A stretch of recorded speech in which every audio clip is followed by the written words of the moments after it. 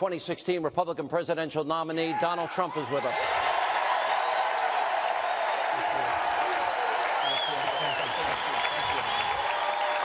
You know,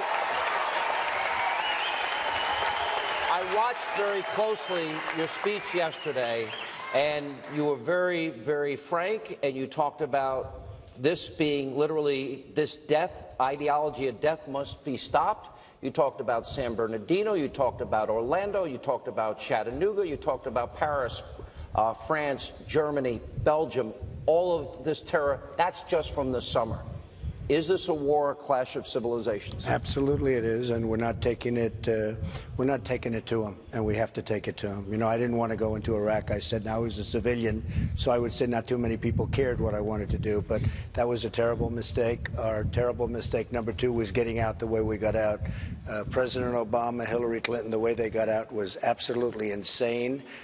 It'll be talked about for many, many years, and it really led to the formation of ISIS.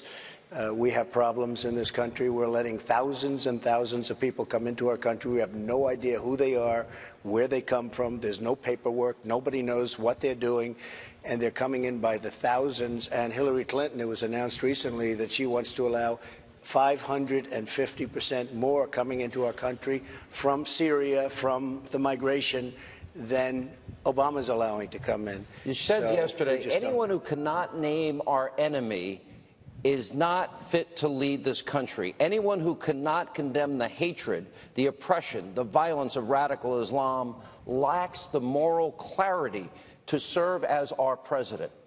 Well, he actually had a speech, and it's so true. It's actually, it's not only true, it's sad, because, I mean, how obvious can it be?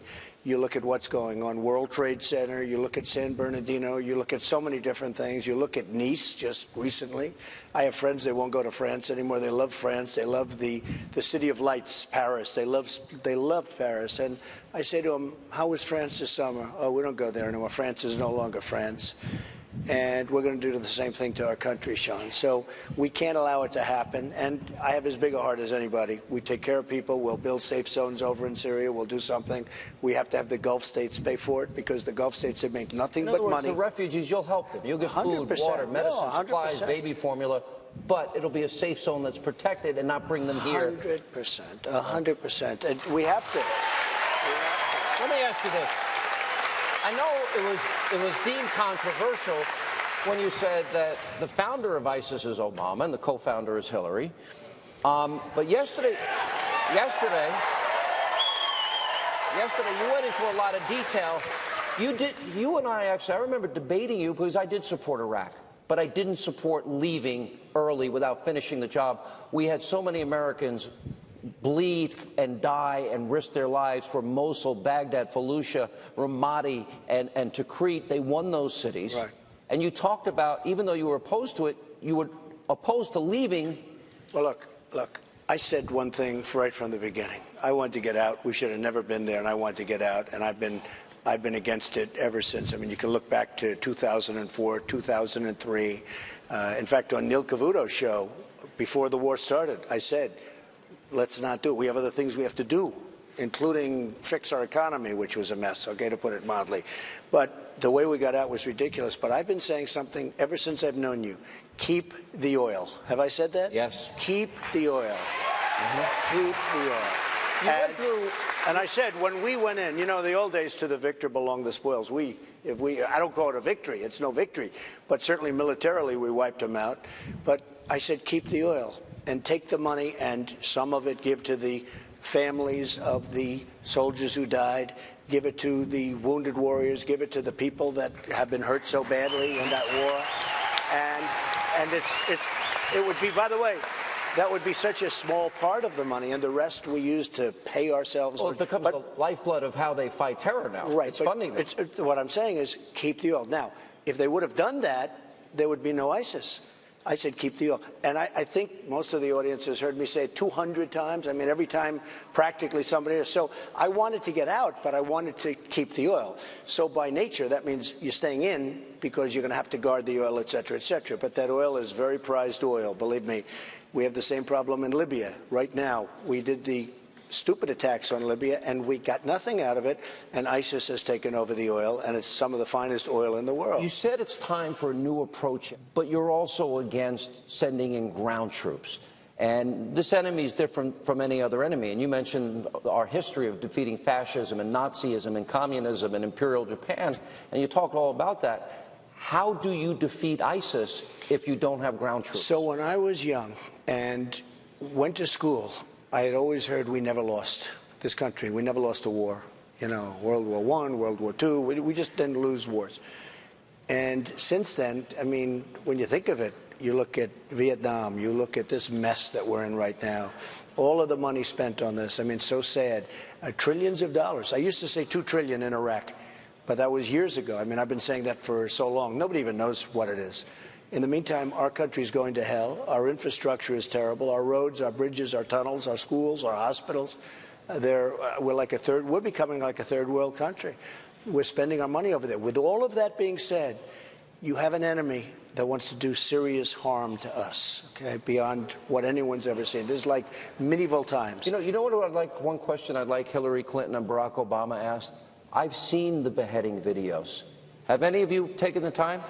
It is the embodiment of evil in our time. I don't know if Hillary or Obama's ever watched it. Have you watched those videos? I chose not to, but, you know, we all understood what took place. And these were great young people. And not only our people, they're doing it to their own people. They're doing it to Christians.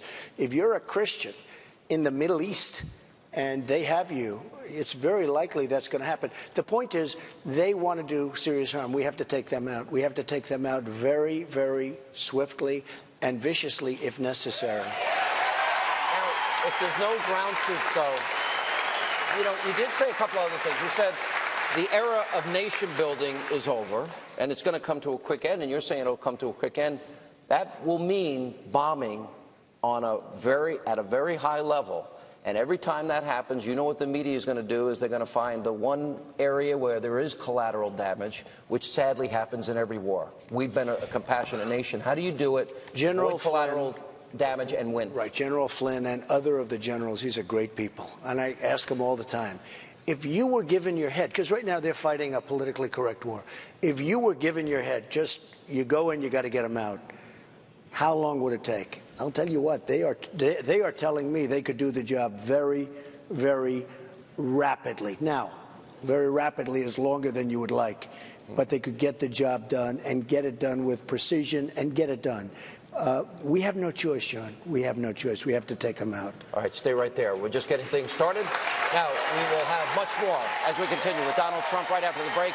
Also tonight, you'll meet victims of radical Islamic terror attacks, their family members. Talking for the full hour with Donald Trump as we talk about protecting the homeland. And joining us now, we have victims of terror to tell their story. Joining us here, Karen McWaters, her husband Kevin. And Karen, you lost your leg in the Boston bombing. I did. Tell us your story.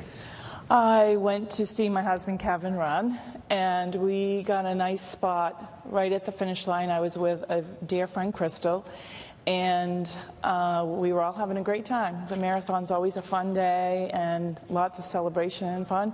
And we were at the site of the first bombing. So when the first bomb went off, when I lost my leg, and actually I didn't lose it right away, but I hurt my leg, and Crystal died there, and then we were awake to hear the second bombing, and then after that it was just chaos. It was a close friend, yes. What do you think when you heard Mr. Trump's speech, you hear a president that can't say radical Islamic terror? It's really upsetting. I don't think it's helpful. I think if we don't speak honestly and clearly about what's happening, that we can't solve the issue. And I think that he is so concerned that Muslims are all going to be targeted, or I'm assuming he thinks that. But I lost my leg. I don't blame all Muslims because I lost my leg. I understand the difference between radicalized people and people who are of peace. You know, Donald Trump, who's sitting right here, talked about extreme vetting of people that come from countries that practice Sharia, which is the antithesis of our own Constitution. Is that something that you think this country, what would you like to tell them? Well, we're just allowing people into our country that some are going to be a problem. And we have enough problems in our country right now, and you people are really proof positive. What you've gone through, it's unimaginable. I watched the Boston bombing so many times on television, how somebody could do that, how they got them on tape. It was genius police work, how they got them to start off with, but you know, how they caught them. But when you see them walking along like they haven't got a problem in the world, and they're looking to do mass destruction. And when I see that, I want to do something about it. I want to do something about it. Dorothy Woods, there are two. This guy is a very close friend now of mine, and she's become a close friend. This is Chris Tanto Paranto. He is one of the heroes of Benghazi. Dorothy's husband, Ty Woods, was also one of the heroes. You remember, sure, Mr. Trump, that they were given a stand-down order. Sure. They all risked their careers, and they said, we're not standing down when Americans are under fire, while Hillary Clinton was debating whether to ask the Libyan government permission and whether or not they could go in uniform. You lost your husband that day, and your husband went to protect people that he knew were under assault at that compound. And he will tell you, and others that I have interviewed, that your husband saved a lot of people's lives. He did. Really, I'm here this evening because of Benghazi. And you know, as a victim, there was a lack, under Hillary Clinton, the State Department, there was a lack of security planning and decision-making up to and during that night. The Obama administration lacked strategic action because they felt like there wasn't enough time to help them. You know, Americans died. My husband died saving American lives. We're at war against Islamic, radical Islam, here and abroad. So, you know, we have men and women out there in dangerous places serving our country, and they don't have confidence that we're going to see them or that we're going to save them. I want to remind the audience, though, and Chris, you can talk to this, because your husband was a hero. Your husband defied orders, risked his entire career. You did the same thing. You were told to stand down, correct? And Ty is a hero. He's and not Ty was is a hero. He is a hero. That's right. But here's what we've now learned since there were 600 separate requests for security that were denied before, while Great Britain and the Red Cross left, because things were so bad. Remember them pulling out. Yes. And then during the attack, there were multiple requests. This was all being seen in live video. And then afterwards, you were in Germany, and you told me that they said this was a spontaneous demonstration. First thing I saw, and I told people I would turn on the TV, and I saw Susan Rice and her on TV saying it was due to some video and some protest. And I'll be honest, I didn't get angry. I turned the TV off. And because of all the things that I've seen over those years of deploying under the Obama administration, I turned it off. I just said par for the course. I went back to bed. Yeah. So it was almost like I expected to see them start to cover it up. And then it just steamrolled from there. Unbelievable. What would you like to tell Mr. Trump about what needs to change? You know, I believe in the vetting process. I do. Now, the terrorists, and I've been deploying for 10 years, the terrorists overseas utilize our strengths, which are compassion and empathy, against us. True. That's what they're doing right now. So I do agree that vetting is necessary. I also agree that and when you speak of the Muslim community, you're right, not all Muslims are bad, but the Muslim community in America, they are Americans because they're here. They need to start speaking out publicly and condemning. So let me bring in. I do believe that. Kimberly Munley. Kimberly, how many times were you shot at Fort Hood, which, by the way, was workplace violence and not terrorism? How many times were you shot? 3 times. 3 times. And also we have Howard Ray, and you were a survivor of Fort Hood. Yes, sir. Yeah. Tell us your stories, Kimberly. As you may remember, November 5th, 2009, there was, I got the call as shots fired, multiple injuries, and arriving on scene, engaged the shooter, shot him twice. He still shot me 3 times. Did you hear him yell Allahu Akbar? I did not personally, where he started the massacre at inside the building. When I engaged him was outside of the building. I never spoke a word to him. He never spoke a word to me. After I went down, my weapon malfunctioned from the impact of falling, and he walked up to me and put his gun to my head and pulled his trigger, and his malfunctioned as well. And you had to get a new... Wow. Wow. What's your story? The day of November 5th, 2009, I had showed up to the SRP site and Soldier Readiness Processing Station. And I was actually there for an appointment in a building just adjacent to where the shooting initially took place. I heard the shots ring out, and I was like, well, this isn't right. And so took action to make sure that I got all of my fellow soldiers and coworkers and group facilitator out of the building. It was quite chaotic. What ended up happening was a woman ended up freezing out the door on the way out, and I realized it is from experience that she froze up. She was lost. I grabbed her. We run out back, and there was someone that yelled, "He's coming around! He's coming around!" And so that day I was in civilian clothes. I reached back for my pistol. I had very good opportunity and time to take care of the situation. Looked down into an empty holster, only to tell the woman who is now in total tears and crying as she should because it was such a terrifying situation where I said, we got to go. And so we ended up running across the backside of the parking lot. I put myself in front of her. He came around the corner, raised his gun, and I said, well, here it is. And ultimately, I ended up unscathed, but subsequently got her to safety. I was given an award for saving the lives of my colleagues that day. These are the victims of real-life terror that is hurting our homeland. San Bernardino, Orlando, Chattanooga, abroad, France, Germany, Belgium, all of Europe. The impact immigration has on this, vetting refugees. Is it possible? We want to thank our guests for being here. Thank you so much for telling and sharing your stories. When we come back, we'll talk to Mr. Trump about how to keep the homeland safe. Hannity, we're in Milwaukee, Wisconsin with Donald Trump for the entire hour. And we're talking about protecting the homeland, defeating ISIS, winning this war on terror. These are the real victims. They don't get Boston happens. We move on. Chattanooga happens. We move on. The people in Orlando are still living in the aftermath of what happened at that nightclub. Right. And there'll be more. Look, we could be nice about it. We can say it's never going to happen again. There'll be more. And what we're doing by allowing thousands and thousands, tens of thousands of people in here that we just don't know anything about, it's going to happen again because there's something wrong.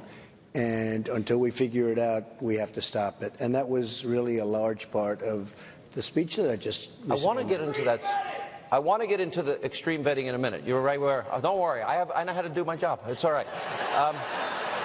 I want to get into this because this is a really important question. You talked about countries that live under Sharia and about people that want to come here from countries. If you grow up, for example, in Saudi Arabia, right, which gave the Clinton Foundation up to $25 million, the Clinton Library, $10 million.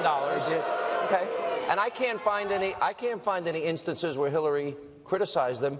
Women can't drive. Women are told how to dress. Women are told if they can go to school or if they can go to work. We know that gays and lesbians in Saudi Arabia can get the death penalty. You can't build a Jewish temple. There's a guy over here with a sign that says Jews for Trump. And you can't build a Christian church.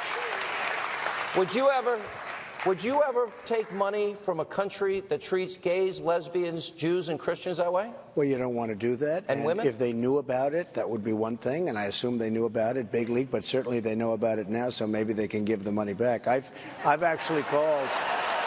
Wait a minute, they knew about it because that has been Saudi Arabia's practice for years. But you know what? Let's give them the benefit of a doubt. They certainly knew about it. You're going to give Hillary the benefit of the doubt? I'm not. Okay, go ahead. But you know what?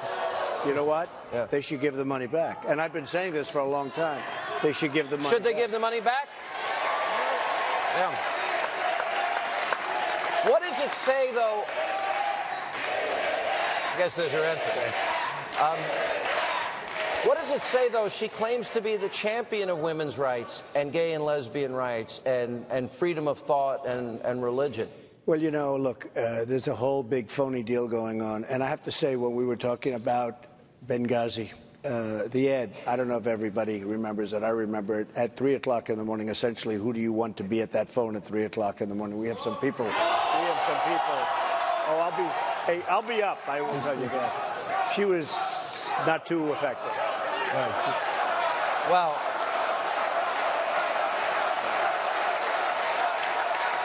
you know the amazing thing, because that was a big ad and everybody made a big deal, and she said she'd be there at 3 o'clock. She wasn't there, but this was 4 in the afternoon. But she had a certain friend that was contacting her routinely all day and all week and all the time, routinely, and you had 600 messages trying to get through, different forms of message, and not one of those messages got through. What is extreme vetting, and what does that mean? And how do you, for example, if somebody grows up in a country where the Clintons take all their money from, if they grow up there and they think that men can tell women how to dress and they can't drive and they can't go to school and you can't build a church or a temple, and you grow up there and then you want to come to America, how do you possibly vet what's in their heart? Right. Well, let me just tell you, you get very smart people, and there are those people, and they're very good at understanding what's going on. But beyond that, you use social media, because a lot of these people, I mean, they're better at social media than we are.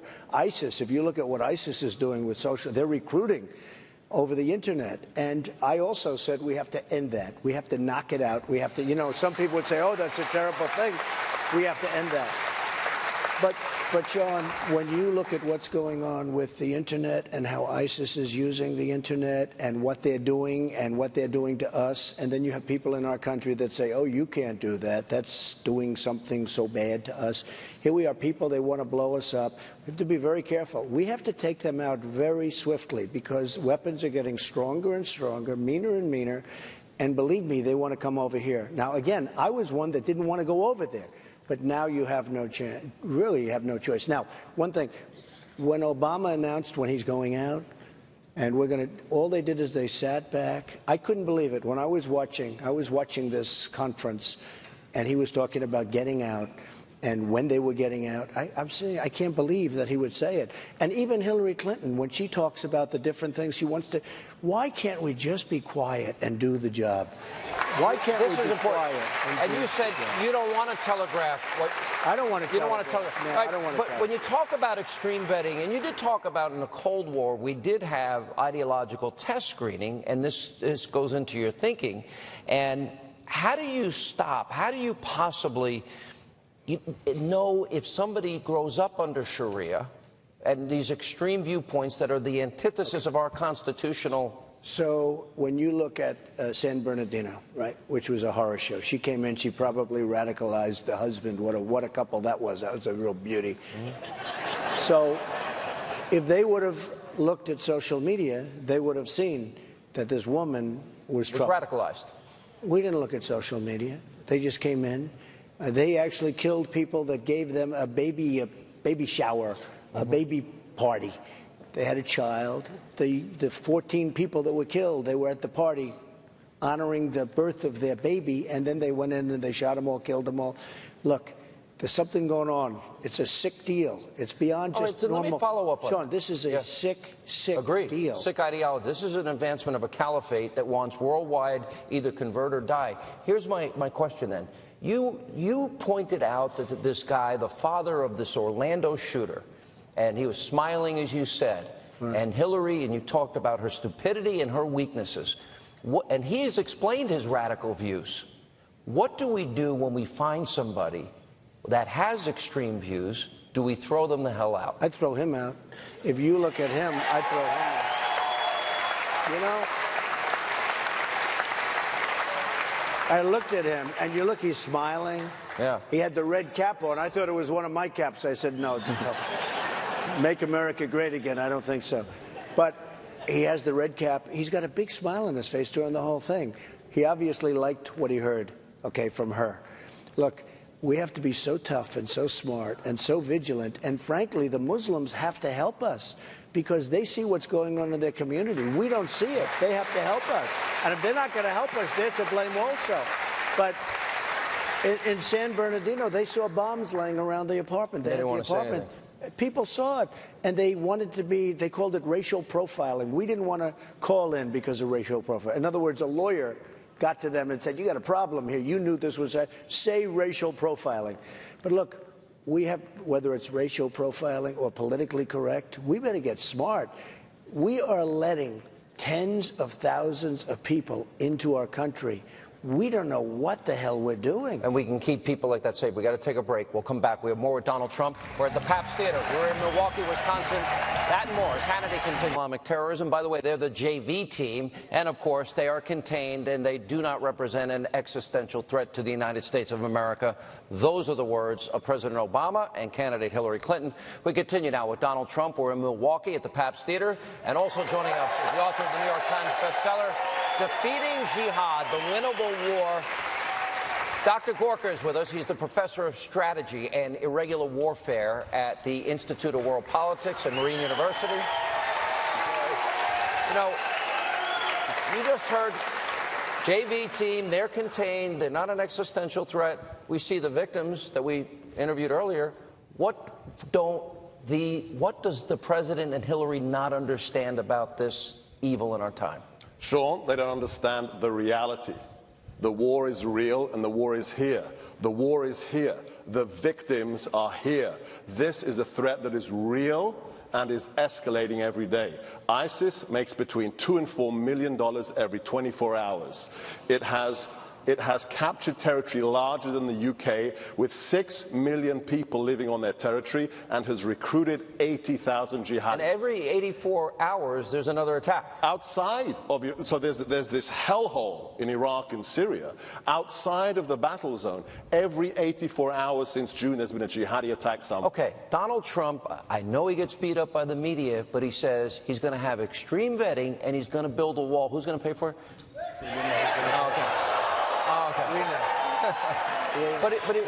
By the way, that's a little bit of a different subject, but it's... But no, it's actually related, though, isn't it? It's related. A little different, but it's related. You know, will those policies that he's advocating versus what we hear from them, will it keep... let me backtrack. There's 1,000 FBI investigations ongoing now about ISIS in America in all 50 states, including Wisconsin. Will the policies Mr. Trump is advocating keep everybody here and across the country safer, in your professional opinion? Absolutely. Let's take politics. Let's take politics out of the equation. We have killed or arrested 108 people linked to ISIS in the last 2 years in America. Linked to ISIS, not Al-Qaeda and ISIS, just ISIS. If you don't have borders, you don't have security. Is there anything, you heard his speech, and you can talk directly, is there anything else you would add so we can keep the homeland safe? And if you say we can defeat ISIS, can we defeat it, as Mr. Trump is saying, without ground troops? We don't have to be the face of this war. It has to be our allies in the region. This is why Mr. Trump's speech was essential. It has to be our Muslim buddies, the Jordanians who've suffered so much, the Egyptians, absolutely. The Saudis. We'll talk about that later, okay?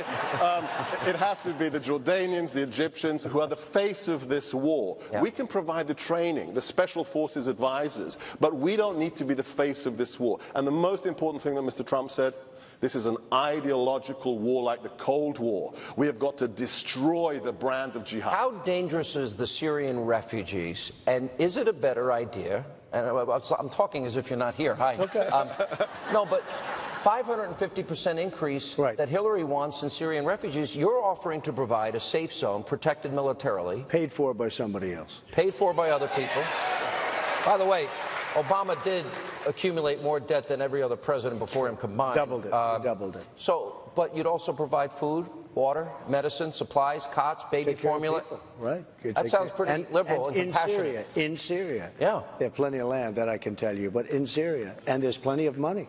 Because you look at the Gulf states, you look at the kind of money they have, nobody's seen money like that, and they're not doing anything. All right, last question. Doing anything. James Comey, James Clapper, General John Allen, Michael Steinbeck, the assistant FBI director, the House Homeland Security Secretary, have all warned us, and Brennan, our CIA director, that ISIS will infiltrate this refugee population. So is Hillary Clinton and Barack Obama gambling with the lives of these American people by taking them in? Yes or no? If Hillary Clinton becomes the commander-in-chief and continues the policies of this administration, American lives will be endangered. So it is that simple. Is it fair to say they will have blood on their hands if refugees kill Americans? They already do. All right, we're going to have to break. Dr. Gorka, good to see you. Thank you. Thank you. When we come back, we'll have more with Donald Trump and his plan to take out ISIS and radical extremists, protecting the homeland. Special edition of Hannity. Mr. Trump, all right. I know you get advice for a lot of people. It probably drives you crazy at this point. Everybody's got advice for you? Right, everybody. All right. One of the things, I watched your speech and I watched what you did. You laid out everything wrong that you felt Hillary and Obama have done. You laid out your solutions to how you would handle it differently. And the only thing that I know that friends of mine, I was at a party the other night, I know you know Mr. Trump, we love him. Please tell him to only talk about Hillary and Obama. That's, well, wait a minute. Do you all agree with that? All right. Because in 84 days we're electing a president, and they're the only two people that matter. What do you say to those that say don't talk about those things? I really do, mostly. But, you know, a lot of times the mainstream media, they put it on like if I'm talking about anything else, they'll put that on. She is so protected. They are so protecting her. She hasn't had a news conference in like 250 days. I think she's in the witness protection program. Well, she's being protected by the government, certainly. I mean, how she got away with the emails was beyond anything I've ever seen in justice. But I have to say, she's being protected, and she's being protected by the media. When I say something about her, for instance, if I speak for an hour and I talk about her for a half an hour, 45 minutes, nothing gets on television. They'll put something else on, but they won't. But if you mention the New York Times or Mr. Khan or the judge, other things get on television. Do you think it's better not to talk about them? Look, let me just tell you, she's totally protected. I've never seen anything like it. By the media. And she doesn't really do that much. She'll give a speech on teleprompter, and then she'll disappear. I don't know. She goes home. She goes home and goes to sleep. I think she sleeps. Yeah. But takes look, weekends off. I guess she takes a lot of weekends off. She takes a lot of time off, and you know that's frankly, it's really not fair. You know, I look at. I've asked you a lot about the economy. We got the lowest labor participation rate since the 70s. Right. Lowest home ownership rate in 51 years. The worst recovery since the 40s. We got 12 million more Americans on food stamps. 58% increase in the black community on food stamps. We've got 8 million to 10 million more people in poverty. My question is this. Forgetting the media, I have interviewed you a lot. How certain does the wall get built? How certain does Obamacare get repealed? You can never say 100%, but I'm telling you pretty close to 100% the wall gets built. We need it. You know, the Border Patrol agents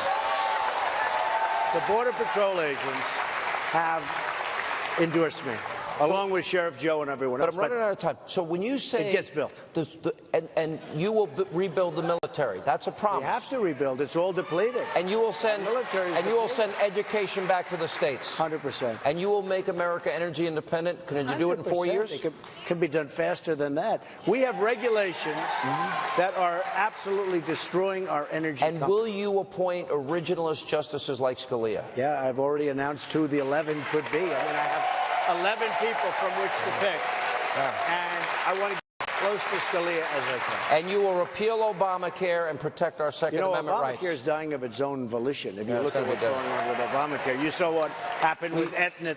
And those are promises you're telling the people of Wisconsin. 100%. I'm telling you, too. Mr. Trump, thank you for being with us.